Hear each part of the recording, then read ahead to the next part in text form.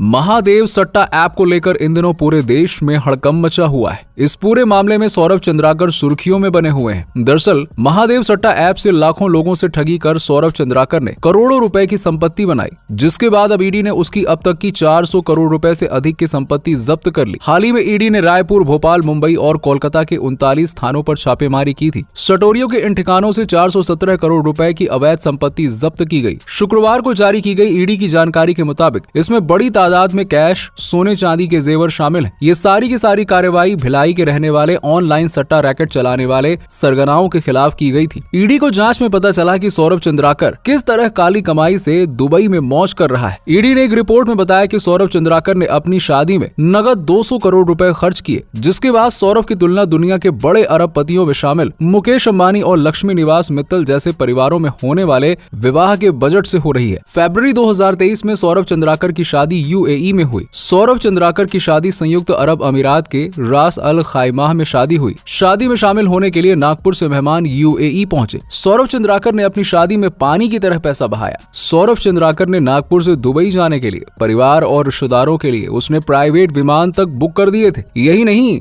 उसकी शादी में बॉलीवुड के सितारों का जमावड़ा भी लगा रहा, जिसमें सनी लियोनी, एली अब्राहम, भारती सिंह, टाइगर श्रॉफ, नेहा कक्कड़ जैसे बॉलीवुड सितारे परफॉर्म करने के लिए पहुंचे हुए थे। जब इस शादी का खर्चा 200 करोड़ तक पहुंच गया, तब इस पर ईडी की निगाह पड़ी और ईडी के मुताबिक सौरभ चंद्राकर और उसके साथी रवि उत्पल ने महादेव ऐप के जरिए सट्टेबाजी में हजारों करोड़ रुपए कमाए। अब तक 5000 करोड़ रुपए की मनी लॉन्ड्रिंग के सबूत मिल चुके हैं। ईडी की माने तो चंद्राकर ने इस शादी में 200 करोड़ रुपए तक खर्च कर दिए। इन पैसों का एक बड़ा हिस्सा उन बॉलीवुड सेलिब्रिटीज को दिया गया जिन्होंने शादी में अपनी परफॉर्मेंस दी थी। ईडी इन सभी बॉलीवुड हस्तियों को अब शादी से जुड़े मामले में पूछताछ के लिए बुलाने वाली है। ईडी जिन बॉलीवुड सेलिब्रिटीज से पूछताछ करने वाली है, उनमें tiger Shroff, Sunny Leone, singer Neha Kakkar जैसे टॉप सेलिब्रिटीज के नाम शामिल है। शादी के लिए वेडिंग प्लानर, डांसर, डेकोरेटर आदि को मुंबई से बुलाकर काम दिया गया था। सबका नगद भुगतान करने के लिए हवाला चैनल का इस्तेमाल किया गया। ईडी ने इस संबंध में डिजिटल साक्ष्य जुटाए हैं, जिसके अनुसार योगेश पोपट की मेमर्स R1 इवेंट प्राइवेट लिमिटेड के नाम पर एक मैनेजमेंट कंपनी को हवाला के जरिए 112 करोड़ रुपए पहुंचाए गए थे और 42 करोड़ रुपए होटल की बुकिंग के लिए नगद भुगतान किया गया था। ईडी ने योगेश पोपट, मिथिलेश और इस शादी से जुड़े आयोजकों के ठिकानों पर तलाशी ली, जहां से 112 करोड़ रुपए की हवाला रकम हासिल करने से जुड़े सबूत सामने आए। इसके बाद योगेश पोपट की निशानदेही पर आंगड़िया के यहाँ तलाशी ली गई, जहां से 2.37 करोड़ रुपए की बेहिसाब नकदी जब्त की गई। साथ ही पता चला कि कई मशहूर हस्तियां इन सट्टेबाजी करने वाली संस्थाओं का समर्थन कर रही हैं और संदिग्ध लेन देन के जरिए से मोटी फीस लेकर अपने कामों को अंजाम दे रही हैं। लेकिन सारी फीस और पैसे का भुगतान ऑनलाइन सट्टेबाजी की आय से ही किया जाता है। साथ ही आपको बता दें कि बॉलीवुड स्टार्स ही नहीं, टिकट बुकिंग वाली कंपनी भी रडार पर है। ईडी के रडार पर धीरज आहूजा और विशाल आहूजा नाम के 2 बिजनेसमैन भी हैं। दोनों की एक ट्रैवल एजेंसी है। ईडी ने इनके दफ्तर की भी तलाशी ली है। सौरभ की शादी के लिए इसी कंपनी से सभी लोगों का टिकट करवाया गया था। ऐसा माना जा रहा है कि इस कंपनी के दोनों मालिक का महादेव ऐप के मास्टरमाइंड से खास कनेक्शन है। सिर्फ शादी ही नहीं, अन्य मौकों पर भी सौरभ इसी कंपनी से टिकट की बुकिंग कराता था। जांच के दौरान ईडी ने यह भी पाया कि विकास छपारिया नाम का एक बिजनेसमैन महादेव ऐप के सभी हवाला संबंधित कामों को संभालता था। विकास कोलकाता का रहने वाला है और जांच में गोविंद केडिया नाम के एक बिजनेसमैन का नाम भी सामने आ रहा है। केडिया हवाला संबंधित कामों में विकास की मदद करता था। इसके अलावा कई लोग ईडी के रडार पर हैं, जिन्होंने हवाला के जरिए बड़ी रकम को ठिकाने लगाया है। इसमें छत्तीसगढ़ से भी लोग शामिल हैं। सौरभ चंद्राकर ने जुर्म की दुनिया में पैर रखकर करोड़ों रुपए कमाए। उसके अमीर बनने की कहानी ज्यादा पुरानी नहीं है। सौरभ और रवि उत्पल छत्तीसगढ़ के भिलाई के रहने वाले हैं। सौरभ बेहद ही सामान्य परिवार से है। वो अधिक पढ़ा लिखा भी नहीं है। उसका शुरुआती जीवन बेहद ही संघर्षों से गुजरा। शुरुआत में वो भिलाई में ही जूस बेचने का काम करता था। दुकान का नाम था महादेव जूस सेंटर। जूस की दुकान चलाते चलाते वो सट्टेबाजी करने लगा और कहते हैं कि जो भी कमाता था वो सट्टेबाजी में लगा देता था। हालांकि उसे अधिकतर मौकों पर हार का ही सामना करना पड़ा। इसके बाद वो और पैसा कमाने के लिए दुबई जाने के लिए तैयार हुआ। साल 2019 में वो भिलाई से दुबई चला गया। उससे पहले उसके पिता नगर निगम में पंप ऑपरेटर थे। दुबई पहुंचकर उसने अपने दोस्त रवि उत्पल को भी पास बुला लिया। इसके बाद वो बार, कसीनो और सट्टेबाजी की दुनिया में उतर गए। धीरे धीरे दोनों ने मिलकर ठगी का विशाल साम्राज्य खड़ा कर लिया।